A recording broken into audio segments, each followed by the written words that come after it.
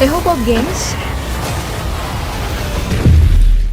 Adaptasi game Resident Evil ke layar lebar merupakan salah satu kesuksesan terbesar dalam sejarah sinema. Memang sih, ada banyak ulasan buruk dari para kritikus. Tapi tetap aja, di rentang tahun 2002 hingga 2017, seluruh serinya benar-benar untung gede. Bayangin aja, dengan anggaran total 288 juta US dollar atau setara dengan 4 triliun rupiah, keseluruhan franchise-nya udah bisa dapet cuan sampai 1,233 miliar US dollar yang setara sama 17 triliun rupiah. Bisa dibilang ini merupakan seri film adaptasi video game terlaris setelah Pokemon, sekaligus seri film zombie dan seri film horor dengan pendapatan terbanyak.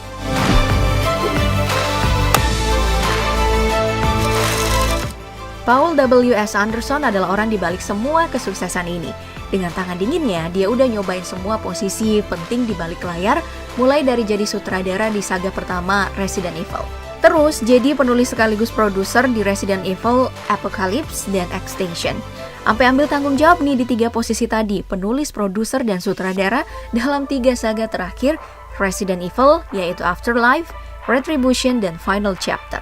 Tapi tentu Paul W.S. Anderson bukan satu-satunya yang layak dapat kredit.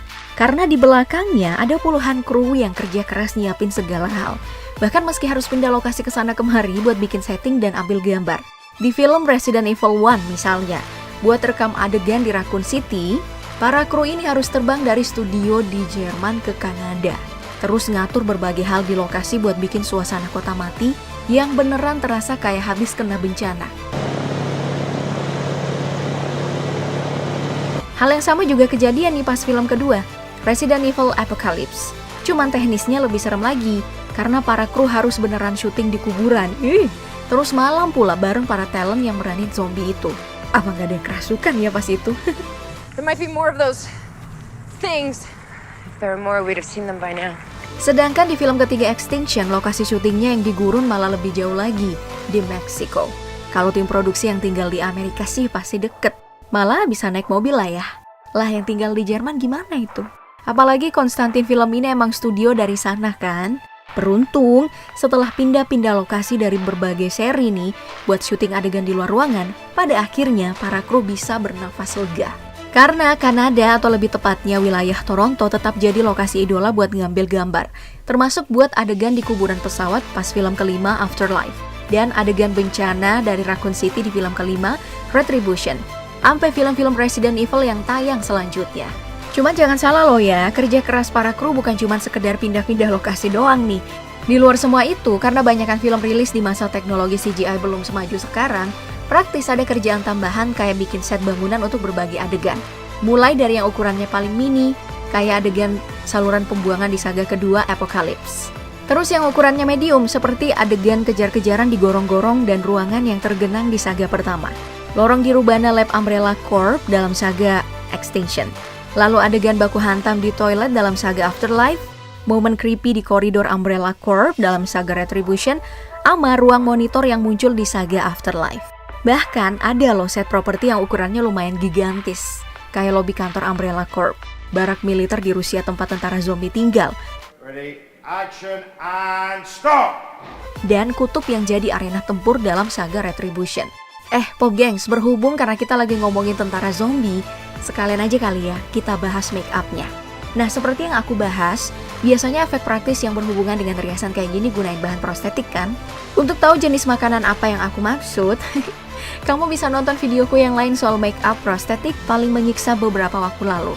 Karena sekarang aku mau langsung ke intinya aja. Nah, untuk bikin tampilan zombie seperti yang kamu lihat di berbagai film Resident Evil, itu prosesnya lumayan panjang. Wajah para talent mesti dikasih cat semprot dulu dengan warna yang halus sebagai tampilan dasar. Lalu setelah pengecatan selesai, biasanya wajah talent ini diusapi cairan pelumas tuh. Terus dipasangin kulit prostetik berbahan silikon.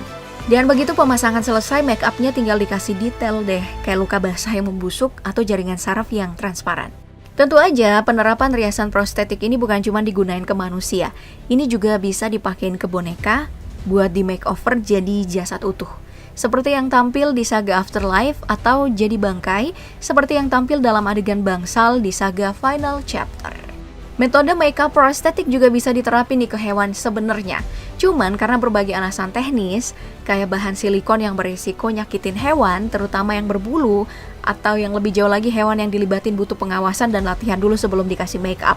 Makanya, para kru Resident Evil lebih milih gunain boneka mekatronik dengan kemampuan gerak terbatas di saga pertama. Untuk beberapa jenis zombie yang basis gerakannya diambil dari hewan berkaki 4. Tapi seiring waktu, setelah beberapa teknis jadi lebih mudah, penggunaan prostetik ke hewan akhirnya baru bisa dilakuin dalam saga Afterlife.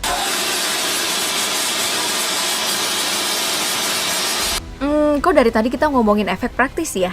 Emang di franchise Resident Evil gak ada efek digital? Sebenarnya bukan gak ada sih, tapi telat. Karena film pertamanya kan rilis 2002 tuh, dan waktu itu efek digital masih jauh dari kata maju. Penggunaan optimalnya baru dimulai pada saga Retribution. Itu pun belum terlalu banyak pakai motion capture. Mungkin karena biayanya yang mahal ya. Jadi cuma bisa pakai tongkat yang dipasangin wajah karakter. Metode semacam ini masih diterapin sampai sekarang sih. Lalu untuk penerapan animasinya, tim produksi Resident Evil juga masih pakai kendali gerak yang dibuat di aplikasi Atu-Atu. Belum pakai sensor yang bisa niruin gerakan makhluk hidup secara akurat dan real time.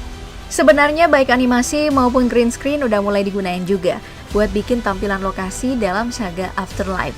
Meski visualnya belum selalu sekarang sih, tapi itu udah cukup lah ya buat efek visual tahun segitu. Seenggaknya itu udah lebih mending dari efek visual saga kedua yang merupakan titik awal penggunaan optimal dari teknologi digital dalam franchise ini. Dengan hasil yang masih kasar banget, bukan jelek ya, kasar. Intinya jauh lah dari tampilan efek visual zaman now. Tapi ini bukan masalah kok, yang penting kan franchise ini gak berhenti inovasi dari saga ke saga kan.